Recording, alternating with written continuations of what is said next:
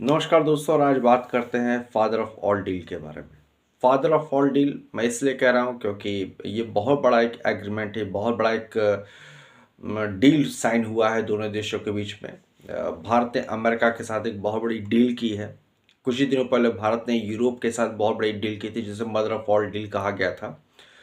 तो अमेरिका को लगा कि भारत जो है वो अमेरिका को इग्नोर करते हुए वर्ल्ड के सारे देशों के साथ बेहतर डील करता चला जा रहा है। क्योंकि अगर हम नज़र उठा के देखें तो पिछले 6 सालों में भारत ने लगभग 9 बड़े डील किए हैं। ऑस्ट्रेलिया के साथ, न्यूजीलैंड के साथ, यूएई के साथ और कई तमाम देश हैं जिसके साथ भारत ने अच्छी डील की है।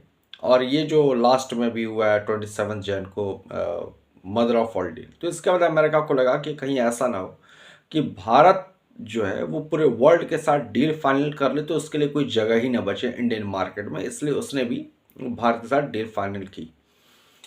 इससे दोनों देशों को बहुत फ़ायदा होगा। हालांकि भारत ने अभी भी कृषि जो है कृषि एग्रीकल्चर सेक्टर जो है वो अमेरिका के लिए ओपन नहीं किया और ना डेयरी प्रोडक्ट को जगह दी।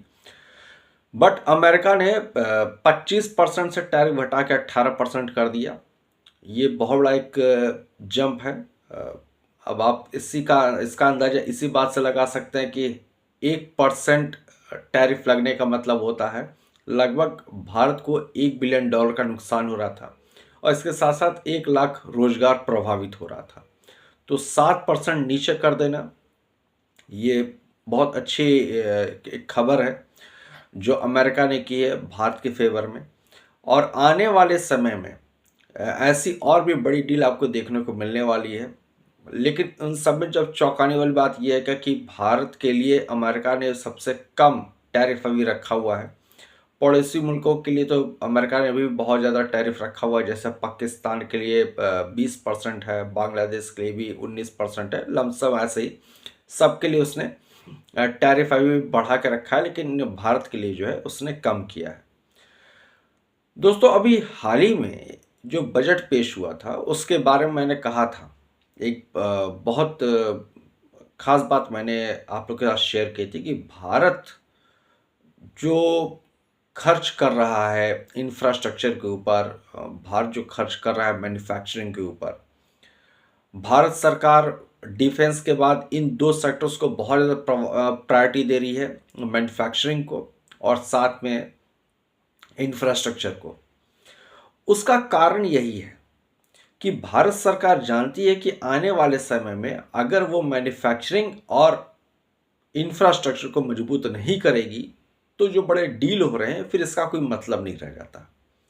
दोस्तों, अगर एफडीआई भारत में आता है तो जरूरी हो जाता है कि आप उस एफडीआई के लिए वैसी व्यवस्था दें, सरकारें वैसी व्यवस्था करें, अच्छी इंफ्रास्ट्रक्चर, अच्छा business environment, single window system. अगर ये सब सब आप चीज़ें प्रोवाइड नहीं करेंगे तो फिर आपके यहाँ कोई बिजनेस करने नहीं आएगा।